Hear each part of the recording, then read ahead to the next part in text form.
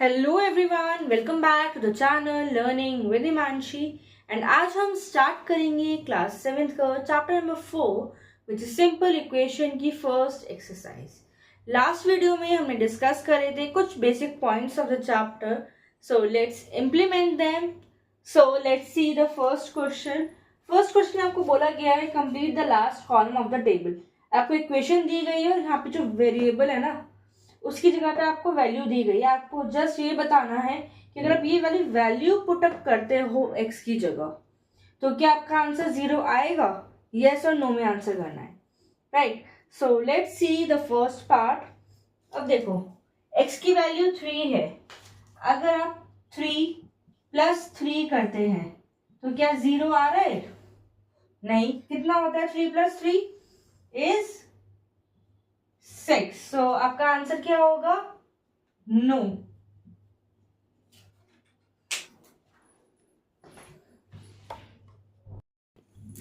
Let's see next. यहाँ पे आपको गिवन है x की जगह पे 0। अगर आप 0 + 3 करोगे क्या 0 आएगा?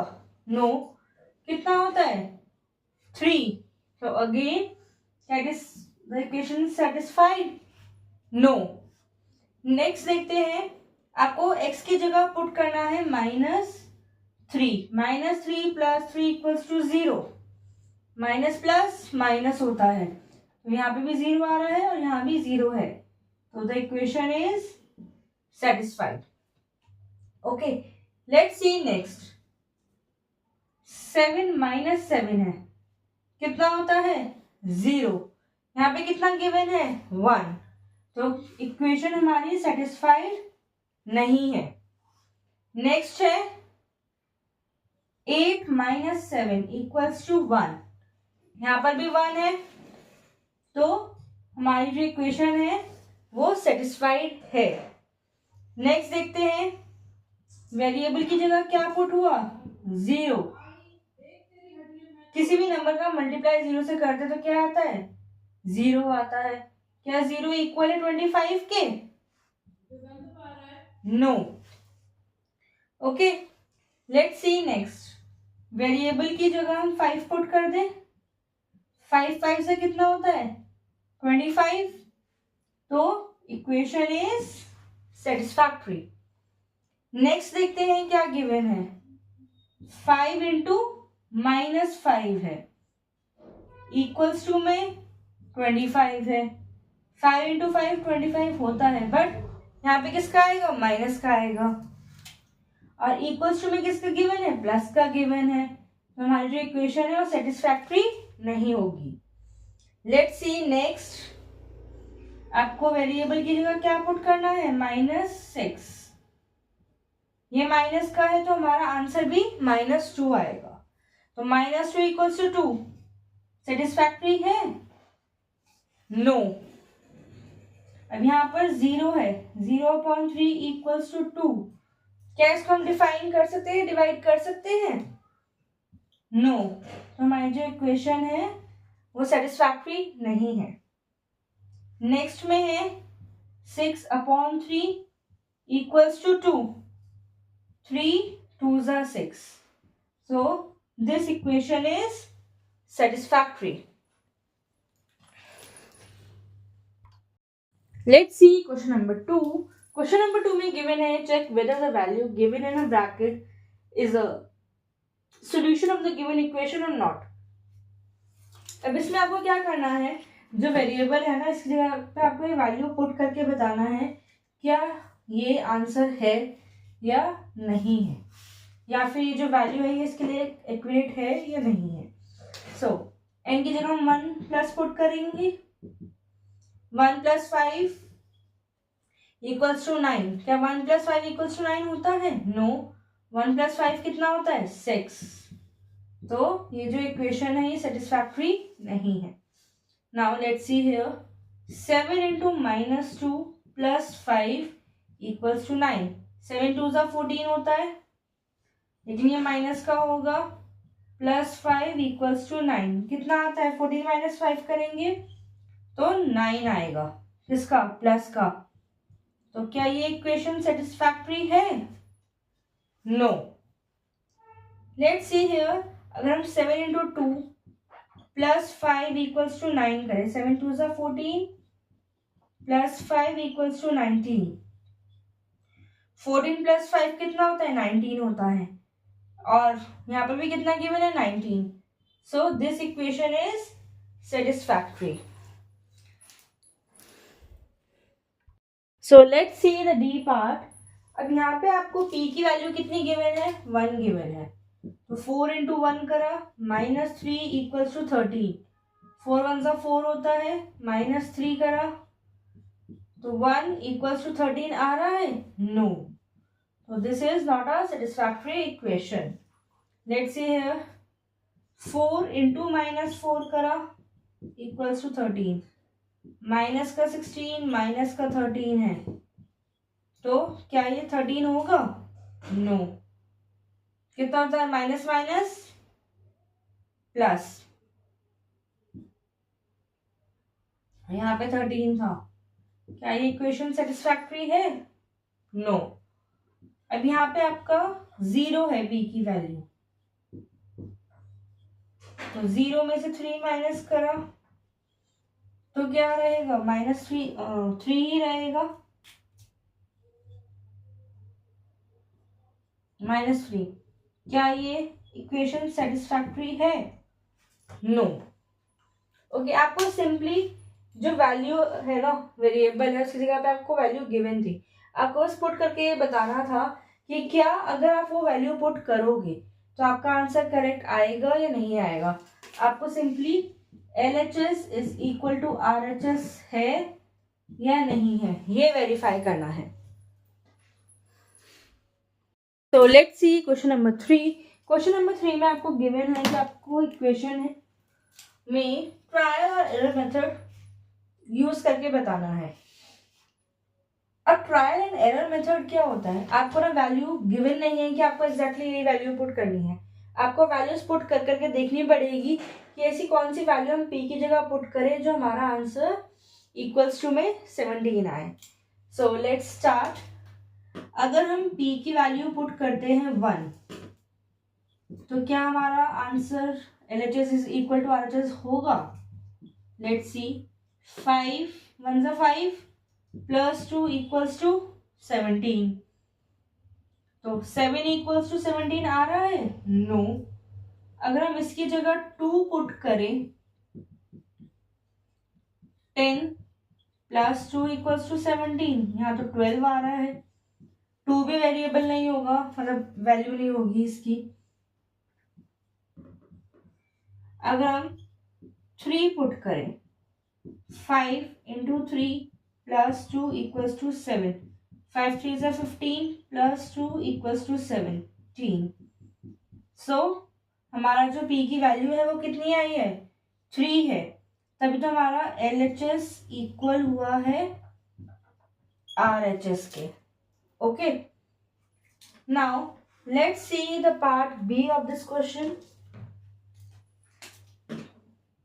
सेकेंड आपको बोला है 3m माइनस 14 इक्वल्स टू 4। सो अगर हम यहाँ पे m की वैल्यू पुट करते हैं 1, तो 3 इंटू 1 माइनस 14 इक्वल्स टू 4। 3 1 ज़ा 3 माइनस 14 इक्वल्स टू 4 होगा? नहीं, तो माइनस का 11 इक्वल्स टू 4 आ रहा है। अगर हम वैल्यू पुट करें 2, माइनस का 14 इक्वल्स टू 4, 3 2 ज़ा 6। सो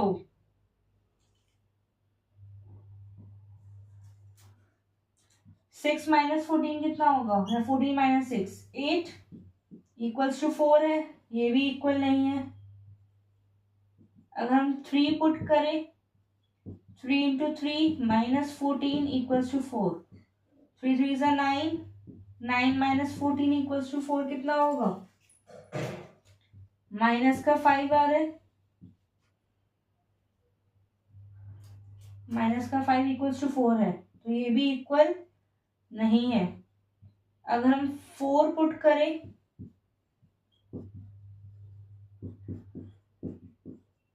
3 4 ज़ा 12 माइनस का 14 इक्वल्स टू 4। यहाँ भी नहीं आ रहा है। 5 पुट करते हैं, 3 5 ज़ा 15 माइनस 14 इक्वल्स टू 4। ये भी नहीं है। अगर हम पुट करें 6, कितना आ जाएगा? 3 6 ज़ा 18 माइनस 14 इक्वल्स टू 4। तो 4 इक्वल्स टू 4। हमारे n की जो वैल्यू है वो कितनी है? 6 करने पे हमारा LHS is equal to RHS आया है। ओके, हम चाहते तो डायरेक्ट भी हम n की वैल्यू पुट करके देख सकते थे, क्योंकि हमें दिख रहा था कि अगर हम 1 से स्टार्ट करेंगे तो हमारे आंसर माइनस में आएंगे। बट यहाँ पे हमें स्पेशली गिवन था ट्रायल एंड एरर मेथड, इसलिए हमने हर एक सिंगल वैल्यू को पुट करके देखा है। Okay, let's come to the question number 4। तो क्वेश्चन नंबर 4 में गिवन है write equation for the following statement. अब आपको स्टेटमेंट गिवन है, इसके बेस पर आपको इक्वेशन पुट अप करनी है।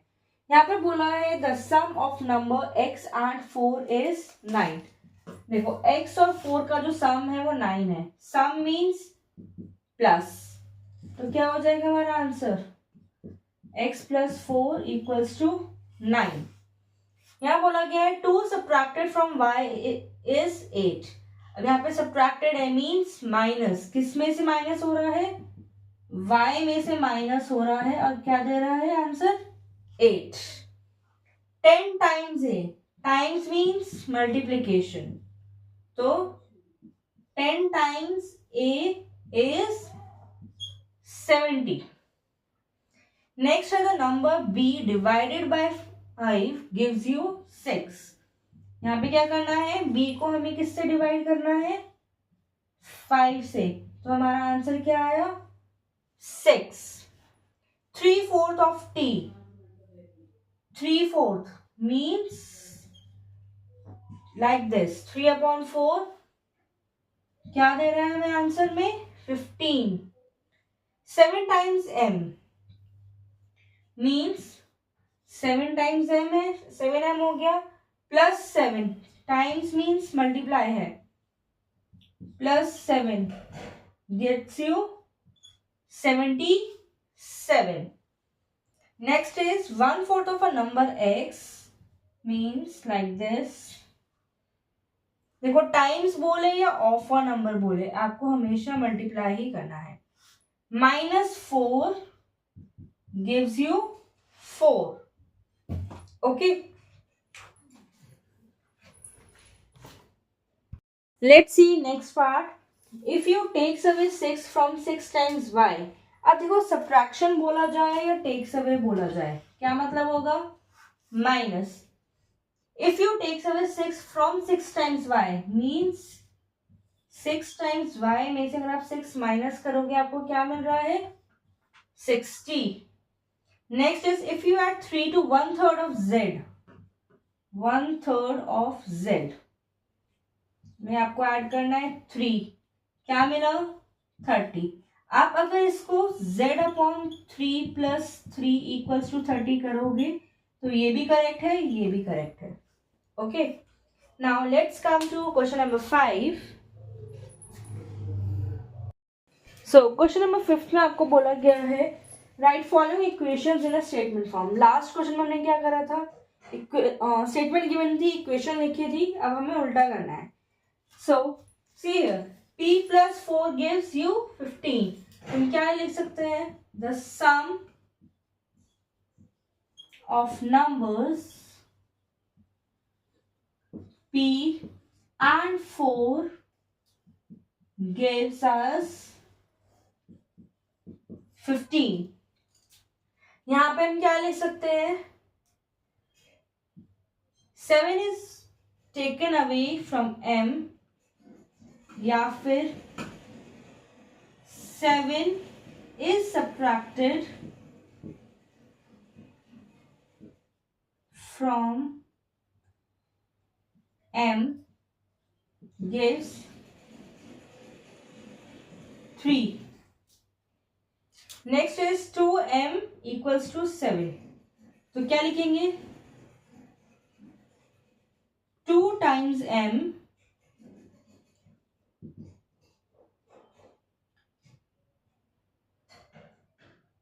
2 टाइम्स m लिखो या 2 times number m gives 7. Now 1/5 of 1/5 of number 5 gives us 3. Next is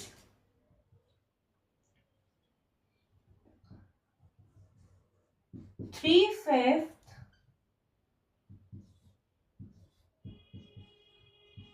of m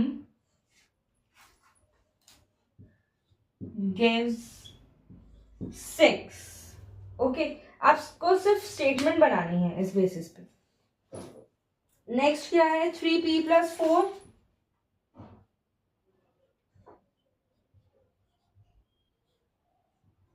कितना दे रहा है हमें? 25.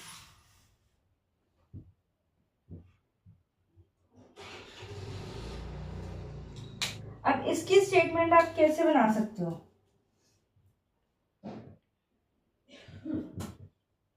The sum of numbers 4 and 3 times p gets 25. Okay, let's see more part of this question. So next is 4p minus 2 equals to 18. क्या लिख सकते हैं? 2 taken away from 4 times p gives us 18. Next is आप half of p भी लिख सकते हो और p/2 स्टेटमेंट में.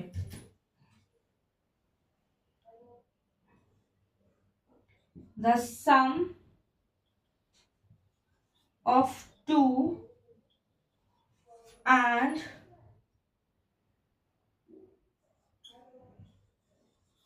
half of number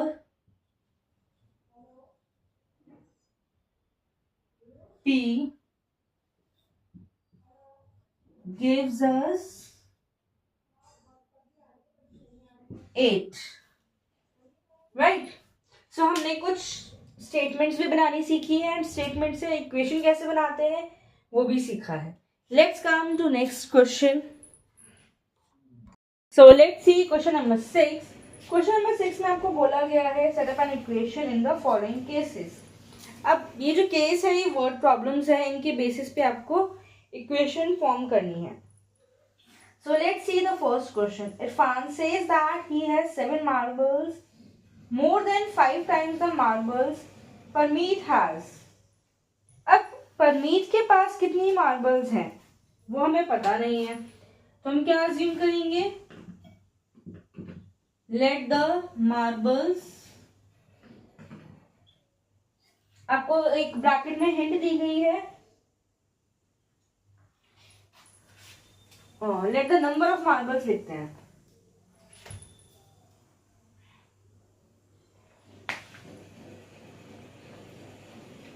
let the number of marbles with Parmeet कितना है? m है. ठीक है, आपको ऑलरेडी गिवन है. अब बोला गया Irfan says that he has 7 marbles more than 5 times Parmeet has. more than 5 times. देखो परमीत के पास कितनी है, m है, तो 5 टाइम्स बोला है, कितना हो जाएगा, मल्टीप्लाई हो जाएगा। इरफान के पास कितनी है, इससे ज्यादा है, 7 ज्यादा है। नेक्स्ट बोला गया है इरफान हैज 37 मार्बल्स, तो इन टोटल कितनी मार्बल्स है इरफान के पास, 37 मार्बल्स है। Let's see next question. Next में बोला गया है लक्ष्मी's father is 49 years old, he is 4 years older than 3 times age, 3 times लक्ष्मी's age। अब यहाँ पर क्या गिवन है, लक्ष्मी की एज हमें गिवन नहीं है, तो लक्ष्मी की एज हम y years मान सकते हैं। Let the Lakshmi's age be y years। एक बार दोबारा कंसिडर करते हैं क्वेश्चन को। क्या बोला था, लक्ष्मी's father's age is 49 years old and he is 4 times older than 3 times लक्ष्मी's age। तो लक्ष्मी की एज कितनी है, y years है, 3 टाइम्स बोला है तो 3y हो जाएगा। 4 years older मतलब बड़ा है, क्या हो जाएगा, प्लस कितनी एज है, 49 years है। ओके, तो क्या इक्वेशन बनी है हमारी, 3y plus 4 equals to 49। Next is the teacher tells that the highest marks obtained by a student in her class is twice the lowest marks plus 7। तो highest score कितना है, 87 है, तो लोएस्ट स्कोर हम L consider करते हैं। Let the lowest score be L marks, ठीक है। अब क्या बोला है, जो हाईएस्ट मार्क्स है वो कितना है, 2 टाइम्स लोएस्ट है, ये बोला गया था ना।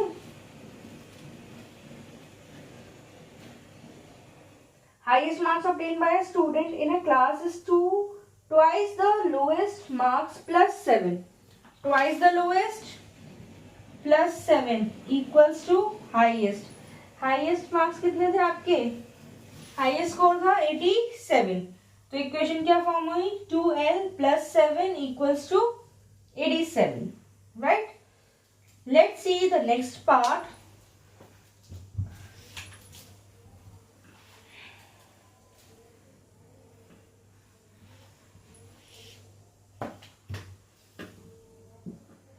डी पार्ट में क्या बोला गया, इन एन आइसोसेलेस ट्रायंगल, एक ट्रायंगल है आइसोसेलेस, ठीक है। आइसोसेलेस ट्रायंगल की प्रॉपर्टी क्या होती है, जो बेस एंगल्स होते हैं वो सेम होते हैं। The vertex angle is twice either base angles, तो let the base angle be in degrees. अब बोला गया है जो इस एंगल्स है ना, ये कितने हैं, बी है in degrees.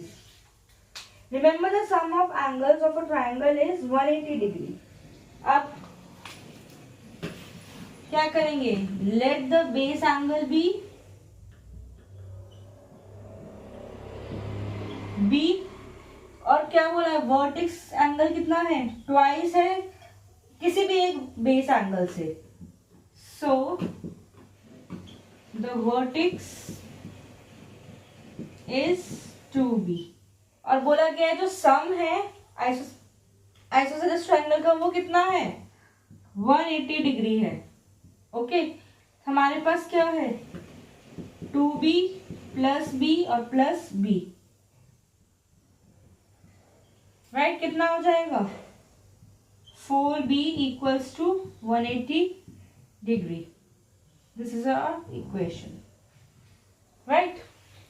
So students, I hope आपको क्लियर हुआ होगा एक्सरसाइज 4.1। इसमें हमने इक्वेशन से स्टेटमेंट कैसे बनाते हैं और स्टेटमेंट से इक्वेशन कैसे बनाते हैं, ये दोनों ही पार्ट हमने सीखे हैं। So will meet you in the next video. Till then please like, subscribe and share my channel. Thank you.